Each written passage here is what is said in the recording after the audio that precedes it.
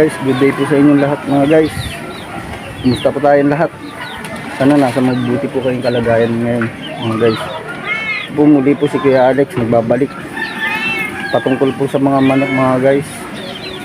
Ipapaalam ko lang po sa inyo na masintensyahan ko na po yung aking Rhode Island puro na red na barako kasi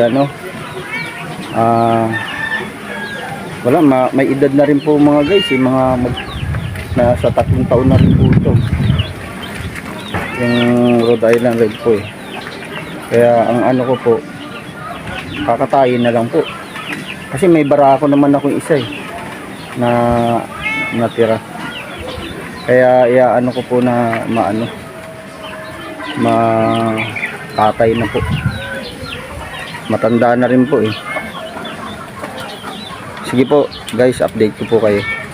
Yan guys, so yung Rhode Island na yan, yung barako, makakatay na ngayong araw na yan guys. Bilang na yung nalalabing araw. Bilang na yung nalalabing araw. Yan. Ayan yung mga sisiw na 4 guys. Ayan. Ito, last day na niya ngayon guys. Yan.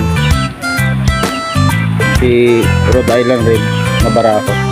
Kasi may mga anak niya na yan. Yan, lahat yan, anak na yan guys. So mukhang masintensyahan na rin yan guys. So yung native, matanda na rin yan.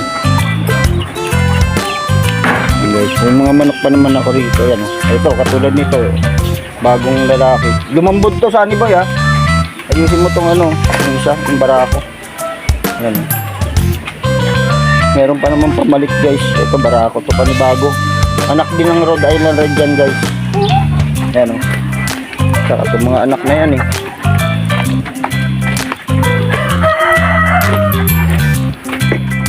Ay, ito mga anak na to. Ito yung bapalit ko na barako guys. Ay, malaki rin to Ito barako rin to. Yan, native yan Ito mga kinulong muna. Gumagala mga guys, mga babae mga babae yun, barako yun. Okay po guys, bye bye.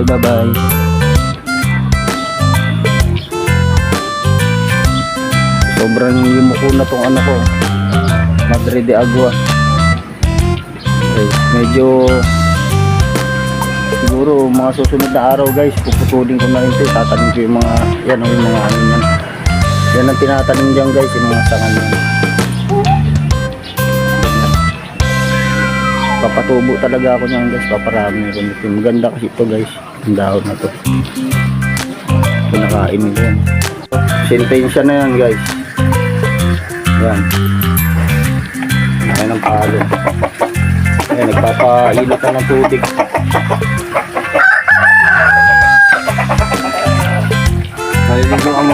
Sorry guys, kasi talagang wala na, may edad na rin po mag 3 taon na mahigit yan kaya dapat naman yan, sintensyahan yan guys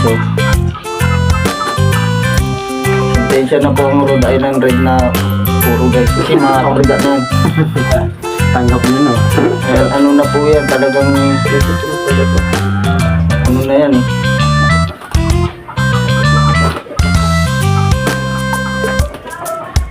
Ilan taon na ba ito? 3 years na yun.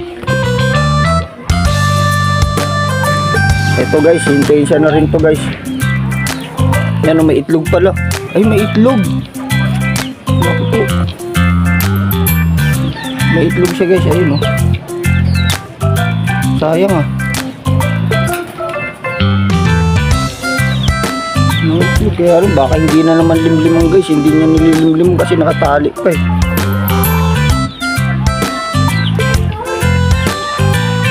Tanda na rin guys parang tamad na maglimlim, kaya siguro katayin na rin. Marami naman akong manok guys na kapalit dami. Sige po guys, saka may isang native pa ako guys. Yung guys, may isa pa naman ako native. Hindi na rin kasi nagdilimlim siya, siguro matanda na rin talaga guys yung isa na yun. Pero ito sigurado ako magdilimlim yun. Ayan naman mga nagparami ng mga manok ko na to.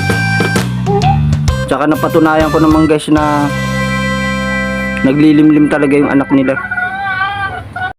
Anak naman po nila guys, mga unang kinrossbreed ko na Rhode Island Red tsaka ng native.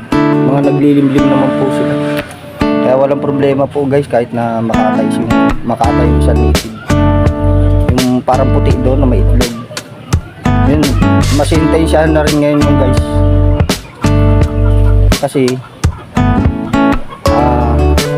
karawan ng aking mahal na ina ngayon guys. Kaya mas intensyahan na rin. Kahapon pala pero related na nga sa kanya. Kaya kinatay ko rin kasi may lakad din kami bukas pala guys. Mag-iilog kami. Kaya yun, abangan nyo na lang po guys. Bye bye. Salamat po.